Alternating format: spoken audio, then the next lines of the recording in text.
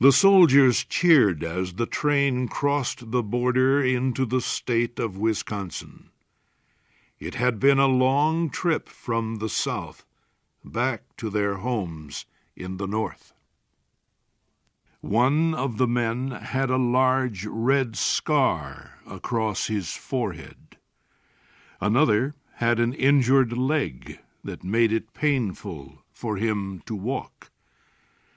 The third had unnaturally large and bright eyes because he had been sick with malaria.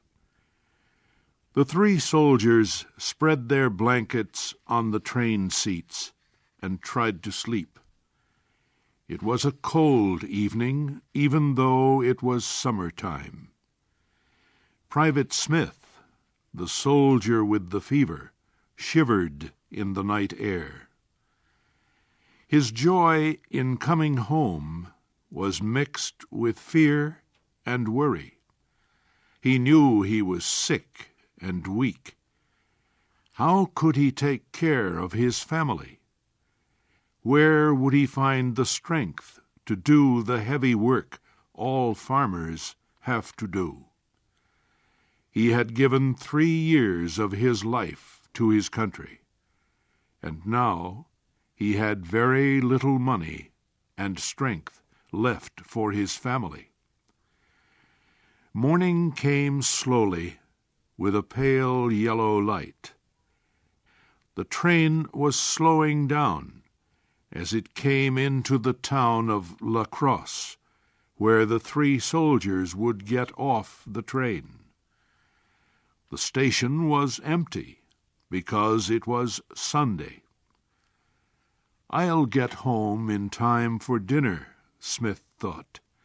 "She usually has dinner about 1 o'clock on Sunday afternoon." And he smiled. Smith and the other 2 soldiers jumped off the train together.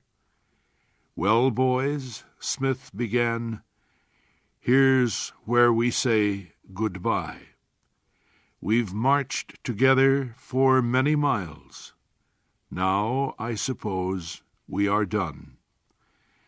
The 3 men found it hard to look at each other. "We ought to go home with you," one of the soldiers said to Smith.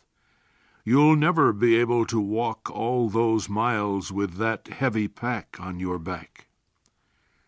"Oh, I'm all right," Smith said, putting on his army cap.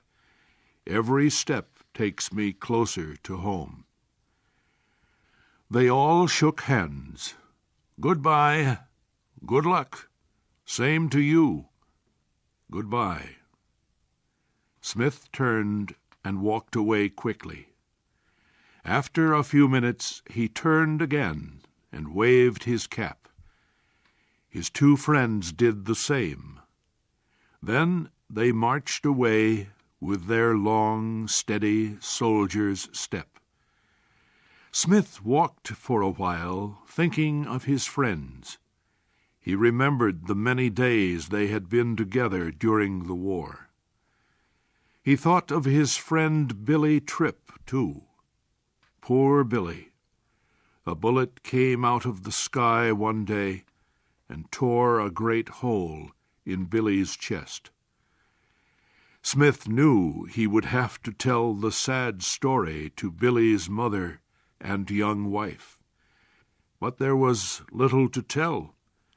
The sound of a bullet cutting through the air, Billy crying out, then falling with his face in the dirt. The fighting he had done since then had not made him forget the horror of that moment when Billy died. Soon the fields and houses became familiar. Smith knew he was close to home. The sun was burning hot as he began climbing the last hill. Finally he reached the top and looked down at his farm in the beautiful valley. He was almost home. Mrs. Smith was alone on the farm with her 3 children. Mary was 9 years old, Tommy was 6, and little Teddy had just turned 4. Mrs. Smith had been dreaming about her husband when the chickens awakened her that Sunday morning. She got out of bed, got dressed, and went out to feed the chickens. Then she saw the broken fence near the chicken house. She had tried to fix it again and again. Mrs. Smith sat down and cried. The farmer, who had promised to take care of the farm while her husband was away, had been lazy and dishonest. The first year he shared the wheat with Mrs. Smith. But the next year he took almost all of it for himself. She had sent him away. Now the fields were full of wheat, but there was no man on the farm to cut it down and sell it. 6 weeks before, her husband told her in a letter that he would be coming home soon. Other soldiers were returning home, but her husband had not come. Every day she watched the road leading down the hill. This Sunday morning she could no longer stand being alone. She jumped up, ran into the house, and quickly dressed the children. She carefully locked the door and started walking down the road to the farmhouse of her neighbor, Mrs. Gray. Mary Gray was a widow with a large family of strong sons and pretty daughters. She was poor, but she never said no to a hungry person who came to her farm and asked for food. She worked hard, laughed often, and was always in a cheerful mood. When she saw Mrs. Smith and the children coming down the road, Mrs. Gray went out to meet them. "Please come right in, Mrs. Smith. We were just getting ready to have dinner." Mrs. Smith went into the noisy house. Mrs. Gray's children were laughing and talking all at the same time. Soon she was laughing and singing with the rest of them. The long table in the kitchen was piled with food. There were potatoes, fresh corn, apple pies, hot bread, sweet pickles, bread and butter and honey. They all ate until they could eat no more. Then the men and children left the table. The women stayed to drink their tea. "Mamma," said one of Mrs. Gray's daughters, "please read our fortunes in the tea leaves. Tell us about our futures." Mrs. Gray picked up her daughter's cup and stirred it first to the left, then to the right. Then she looked into it with a serious expression. "I see a handsome man with a red beard in your future," she said. Her daughter screamed with laughter.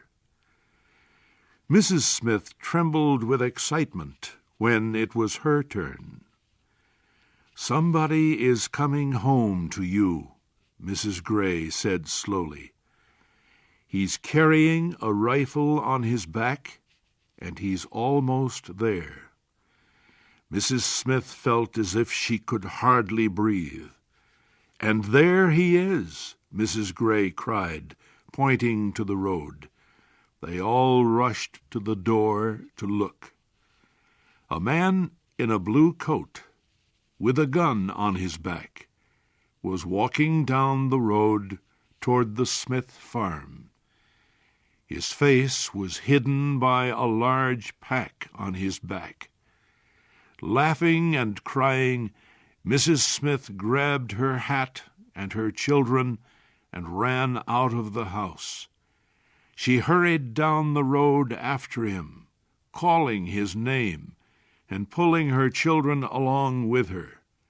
But the soldier was too far away for her voice to reach him. When she got back to their farm, she saw the man standing by the fence. He was looking at the little house and the field of yellow wheat. The sun was almost touching the hills in the west. The cowbells rang softly as the animals moved toward the barn. How peaceful it all is, Private Smith thought. How far away from the battles, the hospitals, the wounded and the dead. My little farm in Wisconsin. How could I have left it for those years of killing and suffering? Trembling and weak with emotion, Mrs. Smith hurried up to her husband. Her feet made no sound on the grass, but he turned suddenly to face her. For the rest of his life, he would never forget her face at that moment. "Emma," he cried. The children stood back, watching their mother kissing this strange man. He saw them, and kneeling down, he pulled from his pack 3 huge red apples. In a moment, all 3 children were in their father's arms. Together, the family entered the little, unpainted farmhouse. Later that evening, after supper, Smith and his wife went outside. The moon was bright above the eastern hills. Sweet, peaceful stars filled the sky as the night birds sang softly and tiny insects buzzed in the soft air. His farm needed work. His children needed clothing. He was no longer young and strong, but he began to plan for next year. With the same courage he had faced the war, Private Smith faced his difficult future.